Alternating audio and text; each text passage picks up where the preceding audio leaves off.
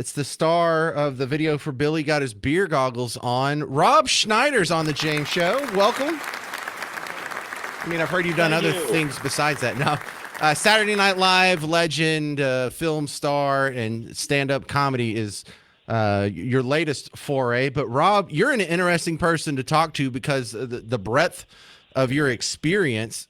And you are now, I don't want to say you're a political animal, but you've gotten political content out there, and you weren't always political. Did you always have these political underpinnings, or did something bring it out of you? I didn't know that that half the country would forget which bathroom they're supposed to use. I didn't see that coming either. So we have some people who forgot what women are, and so at a certain point you got to. You just can't ignore that there's a real attack on the culture, and it's some of it. I mean, as a comedian, you got to. I think because of the pandemic, the scamdemic that happened, and because of the the attack on free speech, I think you don't realize that when they say your freedom requires eternal vigilance, that's what that means. It means you got to you have to stand up for your culture, and so I believe me.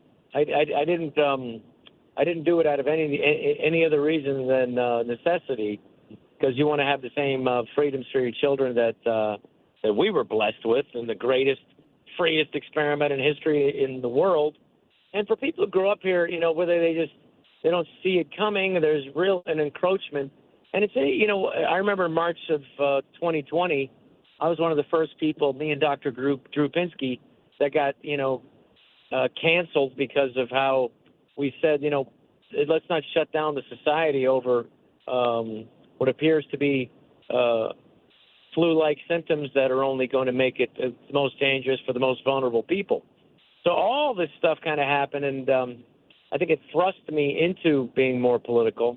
When they try to attack you, I think that's a natural thing, is to defend yourself. And then when they try to attack your country, I think you'd be an idiot to not defend that. Well, it's been good, and I think America's definitely headed into a very good place. And I think these tariffs that Trump is putting in is going to have a positive effect. I mean, we have to have a manufacturer base. No industrialized country will survive if they don't make stuff. We can't just be a service country, and we got to get healthy. So, Robert Kennedy's a good buddy of mine, and I really, really enjoy what the Trump administration is doing, and we can't just let another 20 million people in. I mean, I think Americans realize what was happening to their country, that it was being fundamentally shifted and changed, and I think you'd be a fool to not get involved in politics. And everybody says, why are you going to get involved in politics? Politics is the roads you drive on. It's the food you eat. It's the air you breathe. It's the borders that keep your country safe. And if you're not involved in, quote, politics, then you're going to let a bunch of idiots make those decisions for your life and your children's life. Your story sounds like a few other people that are in the news on a regular basis. Elon Musk spent most of his life just assuming he was on Team Blue till he was basically pushed across the aisle. You could say the same thing for like a Joe Rogan or a Russell Brand or a Ricky Gervais. How about the fact that the Democrats, not only they disagree with you, they try to murder you. He has like literally 17 full-time bodyguards, and he needs them all. I told him, I said, I think you should double that up. That's how crazy these so-called the tolerant left is. That's why I was a liberal for most of my life, a Democrat. Now I have nothing to relate to these people. They are violent lunatics. I love the people going around scratching Teslas. It's like, what? 95% of Teslas are owned by liberals and other Democrats. So it's like you have Democrats that are, Love it. Yeah. That are Democrats that are vandalizing other Democrats. It's like, how dare you, scratch, scratch, scratch, agree with me? How dare you? So it's really abject stupidity. And today I was looking at the polls. They're down to 24% approval rating over in the United States. 24%, the Democrats.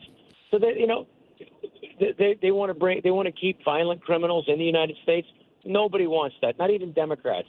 So you sort of had glimpses of this years ago. I was looking through and doing some research, trying to find out something about you that the people listening don't already know. And I read on your Wikipedia page that you got dropped from State Farm for anti-vaccination views, but that was back in 2014, long before the pandemic, long before RFK was a thing. So it seemed like you didn't change. You've always been this guy. Well, thank you. Well, what happened was a bunch of, several parents came to me in California and said, we have an autistic child. And, when anybody tries to paint like, people on the spectrum, and God bless you if you have a kid who's on the spectrum and he's highly functional, God bless you. However, there are people who have many hundreds of thousands of people in this country. And you got to understand now that the rates of autism is 1 out of every 31 children. And in California, it's 1 out of every 12.5 boys. And these are some of these kids, not a minimum amount, but a lot of these kids are not highly functional. They bang their heads against the wall to relieve the pain that they're in. And they literally, I've seen kids in diapers at 19 years old. And so, you can't unsee it. And the pharmaceutical companies went from 3 shots when I was a kid to now 52 shots of 16 different vaccines, 52 doses of them before the age of 6. So I'm sorry if people say there's no coincidence. It's not just anecdotal. It's not just, correlation. No, it is this. And so we have to admit this. If we're not going to care about the most vulnerable, the most precious, the most important members of our society, our future, our children, and we're just going to ignore this fact that this epidemic that's affecting our kids, then we're not a society that cares about anything. So, if it costs me my career in show business, I don't give an SHIT. I'm going to, stand up and speak for these kids and we got to get this country healthy. I just got to tell you, we have 77% of young men, Army-age men, that can't qualify for the physical regimen, the physical requirements to join the Army. So we're down to 23%. We have 43% of our nation, 43% of our adults are obese. Obese meaning their body fat is obvious at this point. And we got, we have rheumatoid arthritis with children, childhood diabetes. We have about 1 out of 3 kids that's very, very heavy, bordering on obese. If we don't get a handle on this, nothing else matters, because we won't have a country that'll afford to have schools, that'll afford to be able to take care of all the roads, because we're heading towards a financial cliff, and that's directly proportional to our health. We don't get a handle on that, James. We don't get a handle on anything. So, yes, it's time for people to stand up and get involved. And I just helped pass legislation in Arizona this week to get rid of these toxic poison dyes and poison chemicals in our lunch programs at schools. So we're going to do that. And then Robert Kennedy and I are going to figure out a way to get phones out of schools. And this is our time. We have to get America healthy. We have to get these kids to stop with the phones, and that's just the beginning of it. We have to get healthy lunches in the lunch programs. So whatever, God has graced us to have somebody like Robert Kennedy who's going to make a change, and he sacrificed so much to be in this the Trump administration, and we got a chance to make America healthy again. And I don't care if that costs me jobs or in Hollywood. I don't care about what the pharmaceutical industry says. The pharmaceutical industry has the biggest lobbyists of anybody.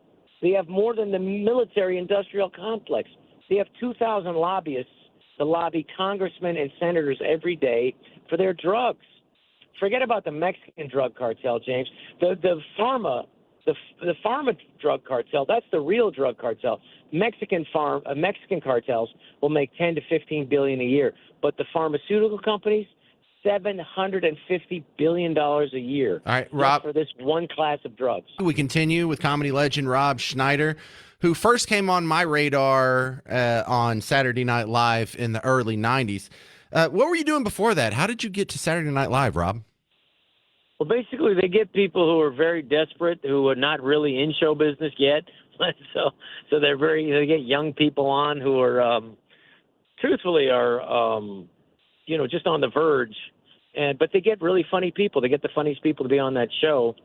And And then, I was a stand-up. And then all of a sudden, you get on that show, the next thing you're famous. So it's an incredible platform. And they're still doing really good work. I mean, there was some really funny stuff on last week.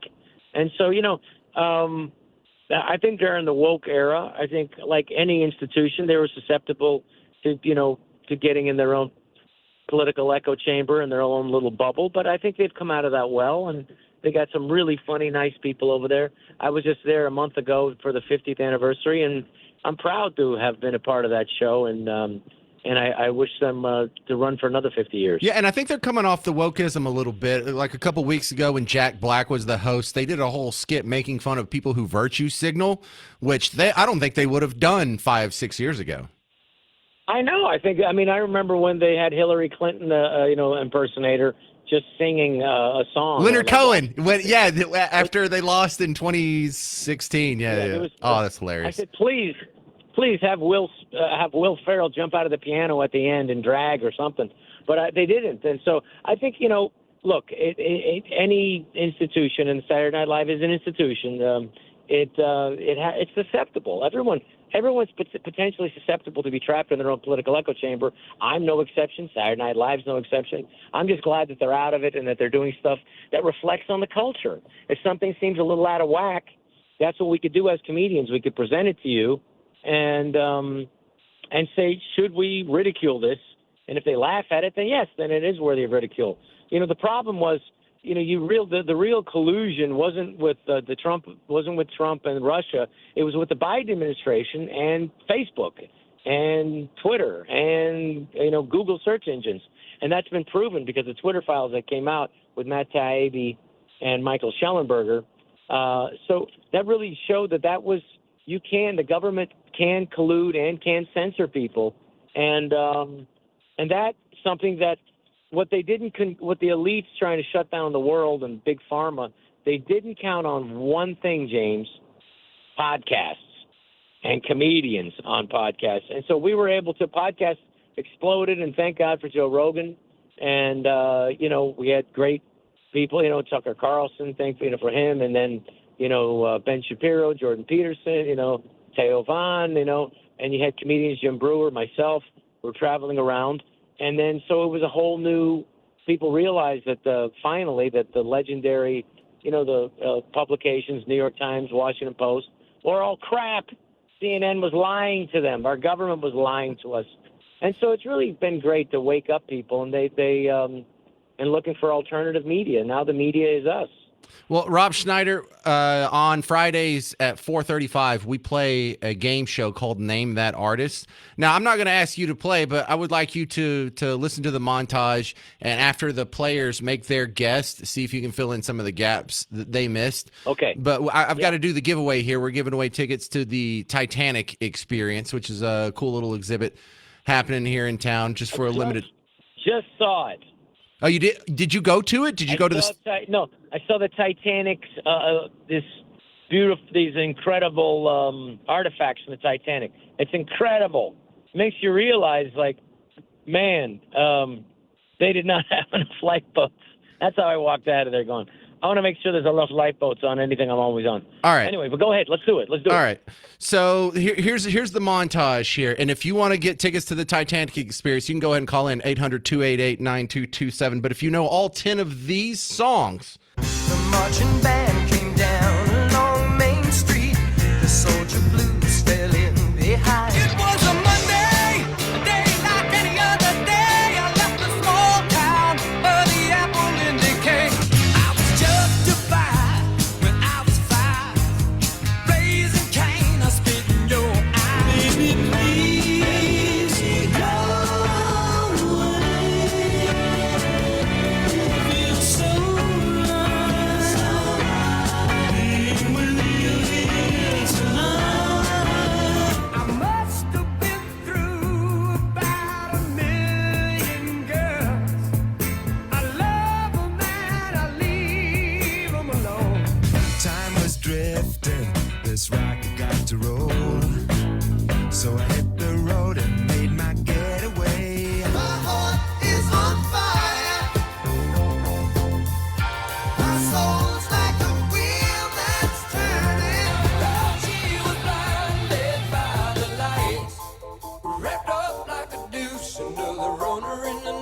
He said douche, didn't he? It's me. I think he said douche.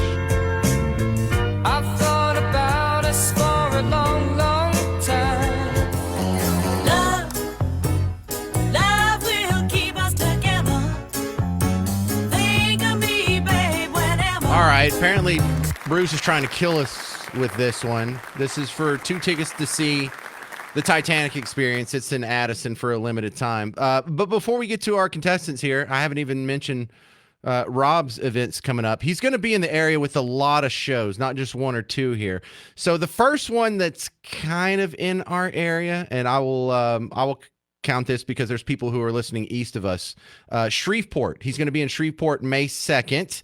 Then he's going to circle all around the place, Lubbock, Amarillo, El Paso, Midland. He'll be back in town. He'll be in Waco May 30th, Fort Worth May 31st, and then back here in Dallas at the Granada June 1st. With that, let's play a little bit of Name That Artist. We'll start with Tony and Denton. You're first up on Name That Artist. You ready, Tony? Yeah, but I'm going to do poorly. You're going to do poorly. That's fine. All you got to do is do better than the next guy. Let's go. Ready? Name that artist. Go. Okay. Let's see. About 3 down is What? You're not even trying for the first 2. no. I have no shot. Dude, don't worry. I didn't know the first one. I knew the second one. Hang on. Let's see if someone can at least get the first one. Ann and Alan, are you ready? I think so. Let's hear your list, Ann. Okay. Mitch Murray, Foreigner. Whoa, no, not Mitch Murray, but okay, but Foreigner's right. Elton John was right. Keep going. Eric Carmen, Wow, I missed that one. Okay, go ahead. Elvin Bishop, Yep. Broderick Johnson, No, but close. Next. Gary Wright, Yep. Manfred Band, Yep. Todd Rundgren, Wow, I missed that one too. And Captain Tennille. all right, that's pretty impressive. Let's see if we can get a steal from Eric and Mesquite. Eric and Mesquite, did you know the ones that she didn't know?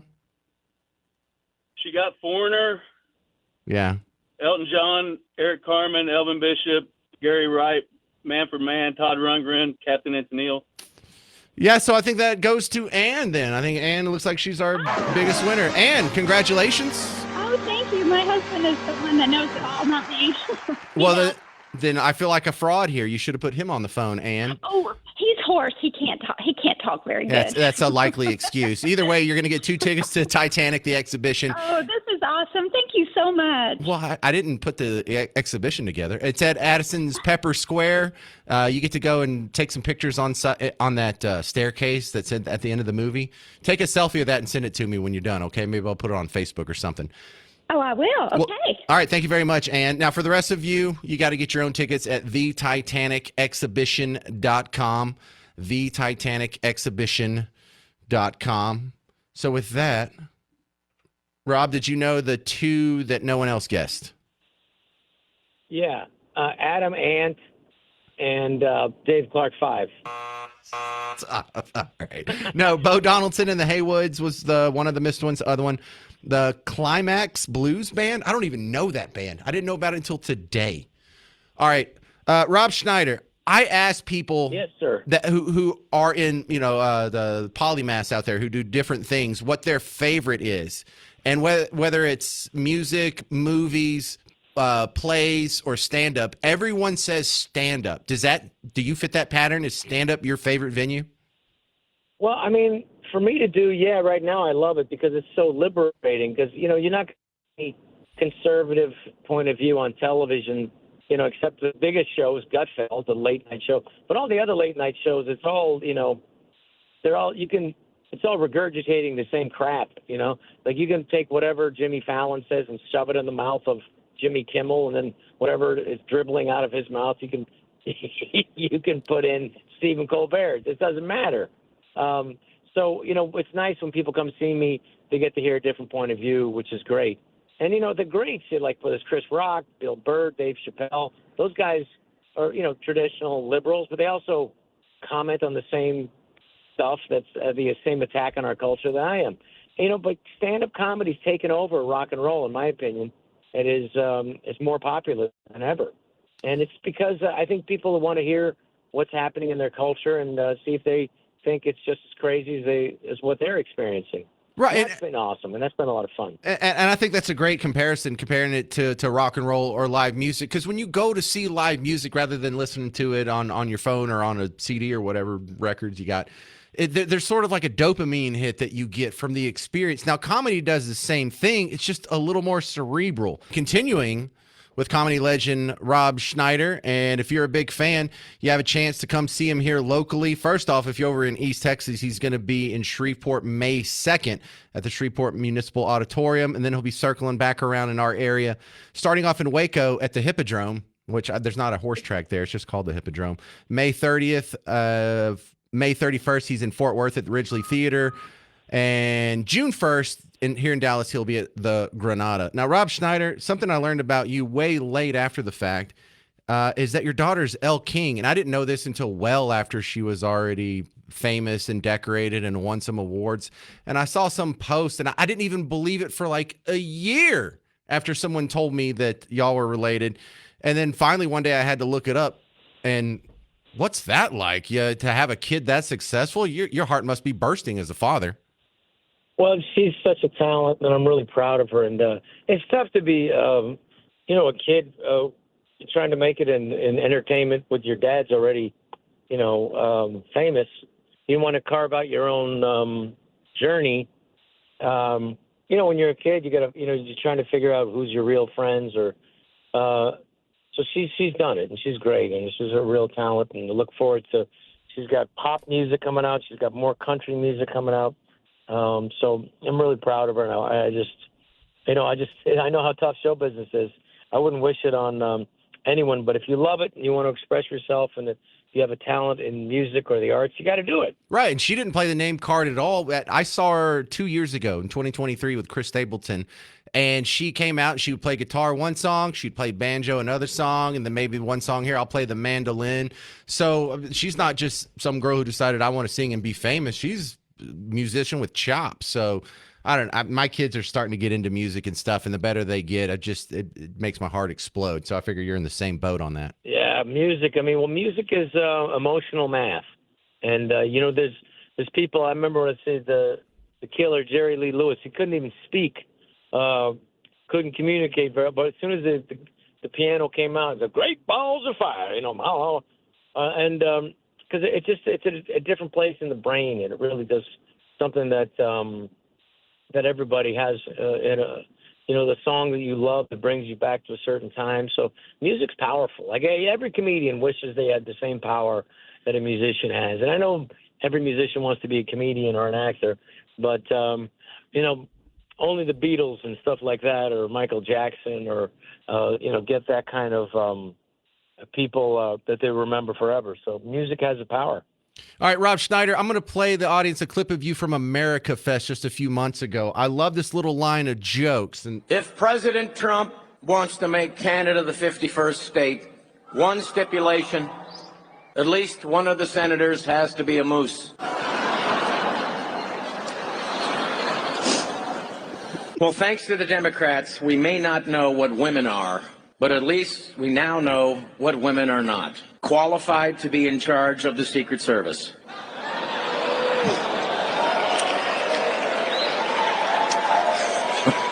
I've seen more competent female Ghostbusters, frankly. All right. Now that's offensive and it's not politically correct, but I think you can get away with that because it's funny.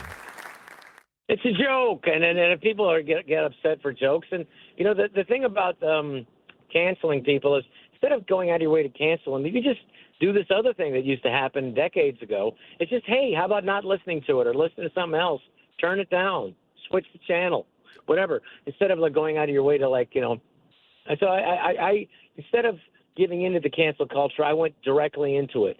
And everybody knows that the Secret Service screwed that up, and it shouldn't be run by some dumb woman whose last job, the Biden administration, which was a complete, utter joke. Diversity, equity, and inclusion. Let's get the best people for their job. I don't care who you sleep with or what your genitalia is. I want the best person. And the person who was the head of the Secret Service, her last job was the head of security at Pepsi. Second out, that ain't doing it. Yeah, no one's trying to That's what assassinate a Mountain Dew. Listen, we're about out of And that's what I said. I said like the the Secret Service, they can stop anything except a slightly sloped roof. There you go. All right, Rob Schneider, he's going to be in Shreveport May 2nd, circle back around Waco May 30th, Fort Worth May 31st, Dallas June 1st. I wish I had more time with you, but I appreciate you sticking around for a whole hour. Super cool. Thank you, Rob Schneider. No, thank you for having me. It's a fun show. You guys have come out. It's not going to be just politics. I talk mostly about how my wife hates me. So we'll do that. And, That's fantastic. It's fun. I think a lot of us can have a relate great to that. time. And go to robschneider.com and check the dates, and then we'll see you there soon. Thanks, James, for having me. I will definitely be at the Dallas one, Rob. I appreciate that so much.